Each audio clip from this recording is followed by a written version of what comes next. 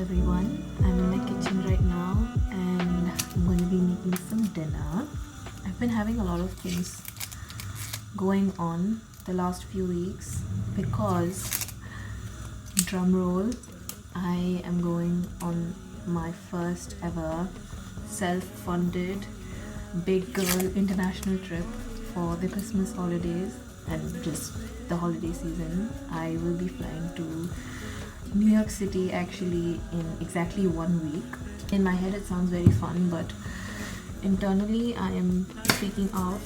I'm nervous, I am anxious, a little bit stressed because I'm also working, so I need to balance all the planning for the trip with work. So I need to be in and out of the planning and work on and off, so it's not easy. Also need to meet my friends and be more social because it's the holiday season, which means that lots of events are happening at work, outside of work, lots of dinners, parties, meetups, generally a lot of events happening around this time of the year. So I'm also very busy with that. So I feel like there's just so much happening at the same time. Yeah, no one talks about this, but I think it's very important that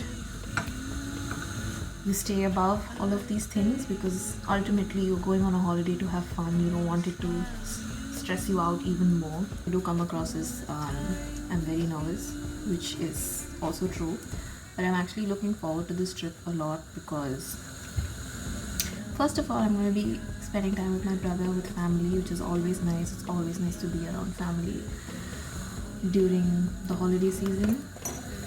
But getting to spend 3 weeks in New York City, that too around the holidays, dream come true. I'm very, very excited about it, but I don't want to jinx it because the US security system with immigration, they are tough.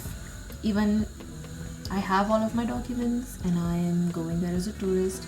I have everything ready. I am not doing anything illegal, but still the US immigration system is very strict and it can be very tough and intimidating, and I am actually a bit stressed about that aspect of the trip. I am not stressed about the planning or any of those things because I have done this stuff before, like planning for a long trip. Tonight's dinner is inspired from bangan ka bharta.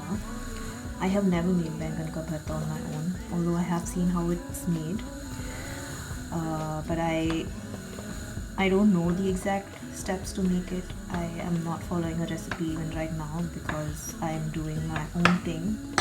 All I know is you have to burn the bangan, which is the aubergine, and you get rid of the peel and then you use the insides of the aubergine. That's how you make it. That's the only thing I know about bangan ka bharta. It has tips on how they need to burn the aubergine, like to hold it in space on top of a stove. Then I would greatly appreciate it because I feel like I always struggle to make sure all sides of the aubergine gets cooked and burnt appropriately. Like I don't know how to rest it so that it can stay there for a good few minutes to get cooked. It always keeps falling off and I don't know of a way to rest it. I do use tongs to hold it when I want to cook like the ends closer to the stem, but I feel like I just need to keep holding it all the time to cook it completely. So if there are any tricks, I would love to know.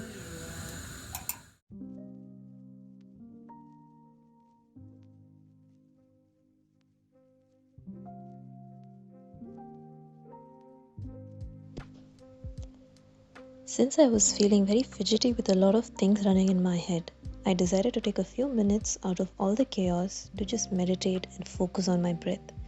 Closing my eyes for a few minutes and completely focusing on my breathing has always helped me feel more centered and get my consciousness completely to the present moment.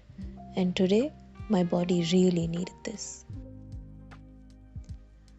After meditating, I wanted to journal and put down my thoughts on this last year and reflect on how I've evolved as a person. I'm someone that tends to think a lot about growing into a better human being, not just for myself, but also for the people I love. Usually, these thoughts are fleeting, and because I don't prioritize time to reflect, I don't really think much about them beyond a certain point. But today felt like the perfect opportunity to channelize and journal my thoughts on my growth and evolution as a person.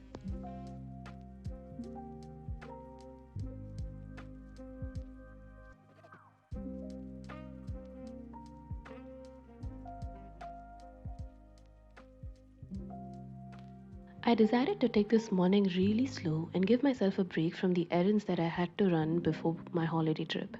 I do this once in a while when I watch a chill movie or show that's not too heavy or complex. These movies and shows really work as the perfect opportunity for me to shut off my brain from loops of thoughts that don't serve me in any way. Today I was watching the Indian adaptation of Archies called The Archies on Netflix, only to be distracted by the Turkish wedding procession in the next street. It was so loud that I had to go to my window and watch what was going on across the street. The city center was completely decked up for the holiday season, and it felt so nice to be amidst such vibrance and festivities. I quickly stopped by this beautiful gift shop called Swan to pick up some Christmas presents. This was my first time at this store, and I really loved their collection and beautiful interior aesthetic. They really had something for everyone's taste and style, making it the perfect shop for gifting.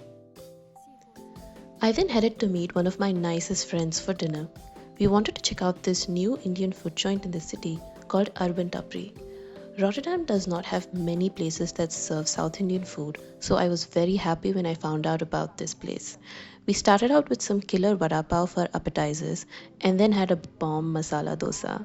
We ended our dinner with the classic gulab jamun and ice cream combo. I would say that this place is doing God's work when it comes to chaat and South Indian food because they had everything right from idli, dosa to uttapam and curd rice. So I would highly recommend my fellow South Indian food enthusiasts in Rotterdam to definitely check this place out.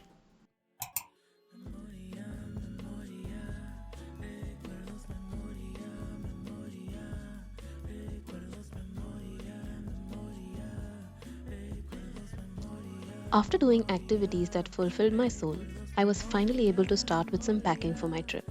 One thing that really helped me pack this time was writing down a comprehensive list of things that I needed to pack. In this list, I had segregated items based on different categories like clothing, cosmetics, electronics, etc. I kept coming back to this list on and off to add in things whenever I remembered something. Making this list made packing so much easier because I did not have to remember or think of what I needed to pack. With this, I end my last weekend of 2023 in the Netherlands. Happy holidays, everyone, and see you soon.